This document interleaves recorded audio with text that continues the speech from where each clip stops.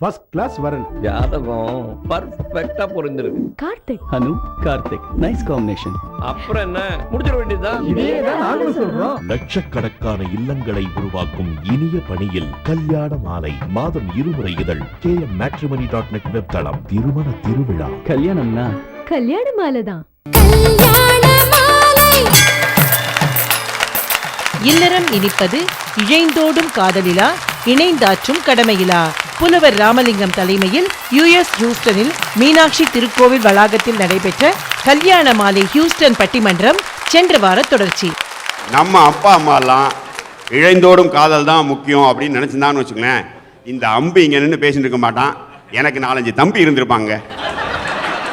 ஆனாலும் அண்ணனாக இருந்து அவங்களுக்கு கல்யாணம் பண்ணி வச்சு படிக்க வைத்திருப்பேன். அது என்னுடைய கடமை. அதெல்லாம் விடுங்க நடுவர்களே. இந்த அமெரிக்காவில் வந்து காதல் தேசம்ங்கிறது அமெரிக்கா தான் சார். இவங்களை பார்த்தா மற்றவங்களாம் காப்பி அடிக்கிறான், ஹனிங்கிறான், சனிங்கிறான், கதவை திறந்து விடுறான். அதனால நாங்களாம் பண்ண வேண்டியிருக்கு. இதெல்லாம் சொல்லணும் சில பேருக்கு. என்ன எங்கள் ஊரில் ஹனிமூனுக்கு தனியாக போகிறான்.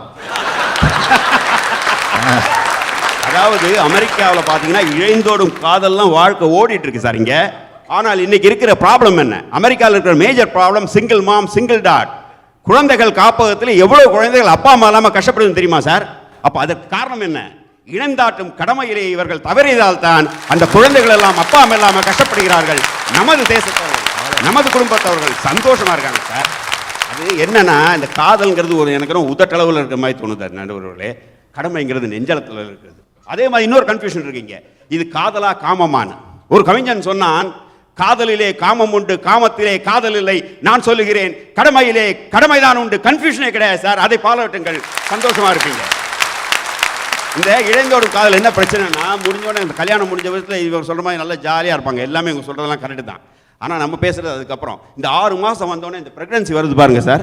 அப்போ வந்து என்ன ஆகுதுன்னா, அவளுடைய சுமை தாங்க முடியாமல் கஷ்டப்படுறாங்க. இவர் வேற என்ன ஆகுது, அம்மா அப்பாவுக்கு விசா கிடைக்கல, நம்ம பின்னாடி லீவ் போடணும் அப்படின்னு சொல்லிட்டு நிறைய வேலை பார்க்குறான். அவன் என்ன கடுப்பில் போகிறான்னா, இவன் என்னடா நம்ம சுமந்துட்டு அலையிறோம், இவன் இஷ்டத்துக்கு லேட்டாக வரான், இஷ்டத்துக்கு போகிறான்னு கோவம். இன்னைக்கு அமெரிக்காவில் நிறைய திருமணங்கள் டைவர்ஸ் ஆகுதுக்கு காரணமே இந்த 6 மாதத்துலேயும் 8 மாதத்துலையும் தான் சார். ஆனால் நம்ம பையன் அப்படி கிடையாது. நம்ம பையன் அப்படி கிடையாது. ஏன்னா காதல் என்பது ஒரு வயசுக்கு மேலே வர்றது சார். நம்ம பசங்களுக்கு கடமை சின்ன வயசுலேயே நம்ம அப்பா அம்மா கற்றுக் கொடுத்துட்டாங்க சார். சண்டை போட்டால் சண்டை போடுவது காதல், சண்டை போட்டால் சமாதானப்படுத்துவது கடமை.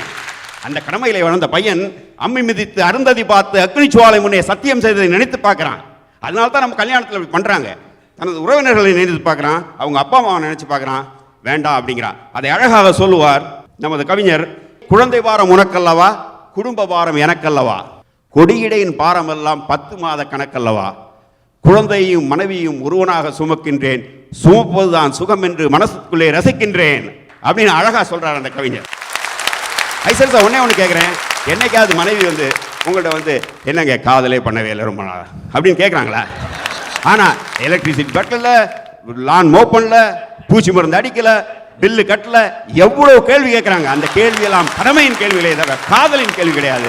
கண்டிப்பாக தேவையில்லை உங்களுக்கு. அது என்னமோ உண்மைதாங்க. கல்யாணமாகி அந்த அம்மா பேச மாட்டாளான்னு இருக்கும். 2 மாதம் போச்சா மூட மாட்டாளா? அது இந்த மாதிரி கேட்டா. அதாவது நடுவர்களே, காதல் பண்ணுறது ரொம்ப ஈஸி சார். கல்யாணத்துக்கு முன்னாடி தாலி எடுக்கணும், தண்ணி அடிக்கணும், கவிதை எழுதணும். இப்போ கல்யாணத்துக்கு அப்புறம் என்ன பண்ணோம்னா, மதர்ஸ் டேக்கு ஃப்ளவர் வாங்கி கொடுக்கணும், அப்பப்போ சாக்லேட் வாங்கி கொடுக்கணும். அதையும் என்னையே பார்த்து திருப்பி சொல்லிக்கிறேன். அதை விட இன்னொரு முக்கியமான வேலை பண்ணோம் சார். கல்யாணத்துக்கு அப்புறம் இவங்க ஃபேஸ்புக்கில் வந்து வெட்டிங்க்கெலாம் போயிட்டு இப்படி நின்று இப்படி நின்று ஃபோட்டோ போடுவாங்க. அதில் பிடிக்கலோ லைக் போடணும். எங்கேயோ பாதிப்பு இருக்குது இவருக்கு,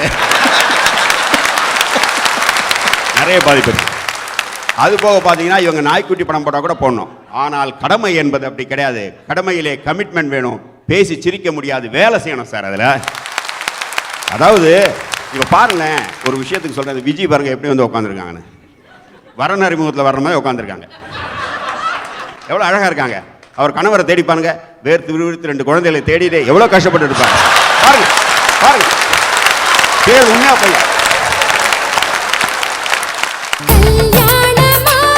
திருமணம் நிச்சயமானவுடன் உங்கள் குடும்பத்தில் ஒருவராக இருந்து உங்கள் பொறுப்பில் மிகப்பெரிய பங்கெடுத்துக் கொண்டு அழகாகவும் அனைவரும் மெச்சும்படியாகவும் நெஞ்சை விட்டு அகலாத நினைவாகவும் திருமணத்தை நடத்தி தர அதிதியை தொடர்பு கொள்ளுங்கள்.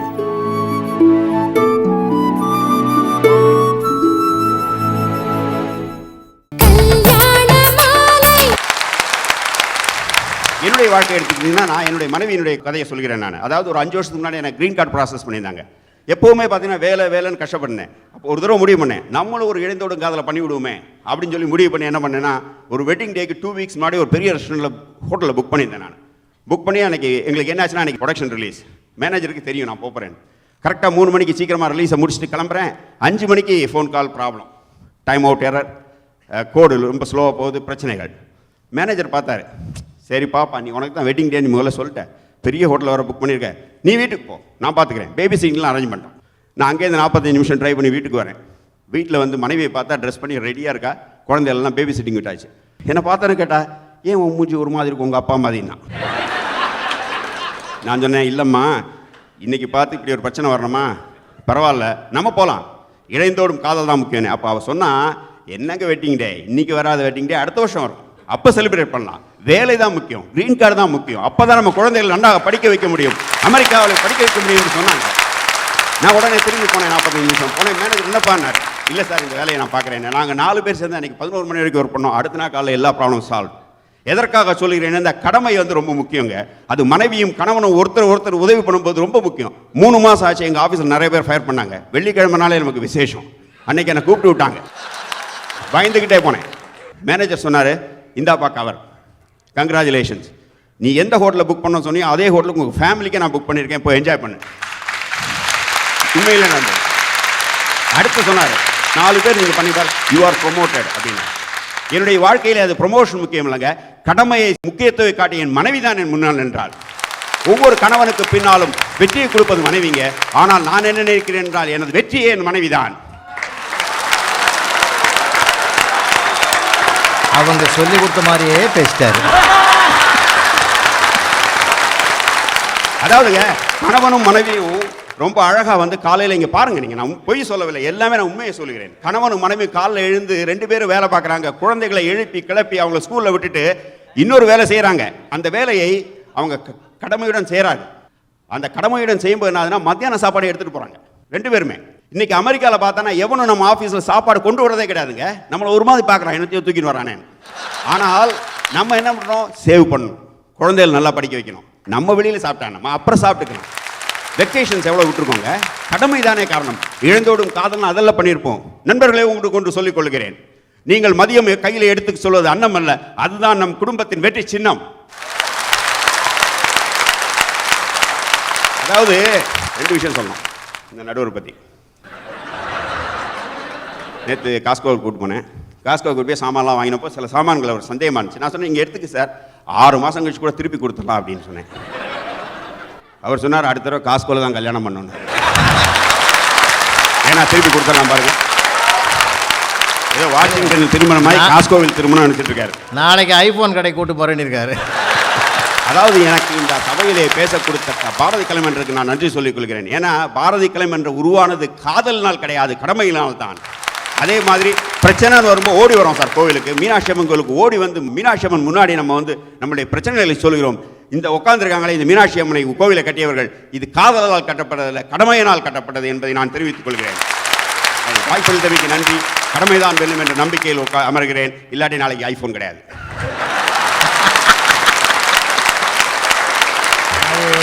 அவர் மேல தப்பு இல்லை, நீதிபதியை மிரட்டியே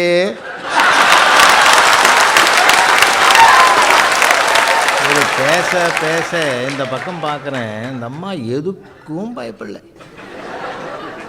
உண்மையிலே சொல்கிறேன், அவங்க பல்வேறு துறையில் இருந்தவங்க, ஒன்றுத்துக்கும் அவங்க கவலைப்பட்டதாகவே இல்லை. என்னம்மான்னு ஓரமாக கேட்டேன். அட இதை விட சத்தமாக எங்கள் வீட்டில் பேசுவார், நான் அதிக பயப்படல. திருமதி விஜயராஜா அவர்கள் இழைந்தோடும் காதலே என்று பேச வருகிறார். இறைவனுக்கும் என்னை ஈன்றோருக்கும் என் மணாளனுக்கும் நன்றி கூறி சன் தொலைக்காட்சி நேயர்கள் அனைவருக்கும் என் முதற்கண் வணக்கங்களை தெரிவித்துக் கொள்கிறேன். நடுவர் அவர்களே, ஒரே ஒரு விஷயம்தான், காதல் அப்படிங்கிற ஒரு அழகான விஷயத்துக்காக நம்ம கடமை இல்லைங்க, அடுத்தவங்க கடமையும் சேர்த்து செய்யலாம். ஆனால் கடமைக்கு காதல் பண்ண முடியுமா? முடியாது இல்லையா? அப்புறம் என்னங்க, இல்லறம் இனிப்பது இழைந்தோடும் காதலில் தான். நம்ம கோவிந்தன் சூப்பர் ஸ்டார்னு எல்லாருக்குமே தெரியும். பயங்கரமாக கதை விடுறார். கொஞ்ச நேரம் எனக்கு அவர் கடமைக்கு தான் பேசுகிறாரா இல்லை காதலுக்காக பேசுகிறாரான்னு எனக்கு ஒரு சந்தேகம். என்னோட கணவரை வந்து ஒரு நிகழ்ச்சி சொல்லி குறிப்பிட்டார். கடமை அப்படின்னு நினச்சிருந்தாருன்னா என்னோட கணவர் நிம்மதியாக நீ போய் உன் வேலையை பார்த்துட்டு வா, நான் வீட்டில் உட்காந்து நிம்மதியாக குழந்தைங்களை பார்த்துக்கிறேன்னு வீட்டில் உட்காந்துருப்பாருங்க. நான் இன்னைக்கு சந்தோஷமாக எந்த கவலையும் இல்லாமல் இங்கே பேசுனேன்னா என்னோட கணவர் எனக்கு முன்னாடி ரெடி ஆகி நான் பார்த்துக்கிறேன், நீ போய் தைரியமாக பேசு, இங்கே பையன் ஆடுறான்னு எட்டி எட்டி பார்க்காது அப்படின்னு சொல்கிறது எங்கள் வாழ்க்கையில் இழைந்து ஓடிக்கிட்டு இருக்க காதல்.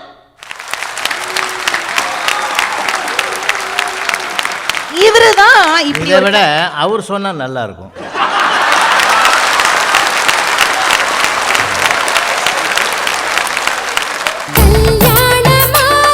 ஃபர்ஸ்ட் கிளாஸ் வரன். ஜாதகம் பர்ஃபெக்டா பொருந்திருக்கு. கார்த்திக் அனு கார்த்திக் நைஸ் காம்பினேஷன். அப்புறம் என்ன, முடிச்சிட வேண்டியதுதான். இதேதான் நாங்களும் சொல்றோம். லட்சக்கணக்கான இல்லங்களை உருவாக்கும் இனிய பணியில் கல்யாண மாலை மாதம் 2 முறை இதழ் KM Matrimony.net வெப்தளம். திருமண திருவிழா. கல்யாணம்னா கல்யாண மாலை தான்.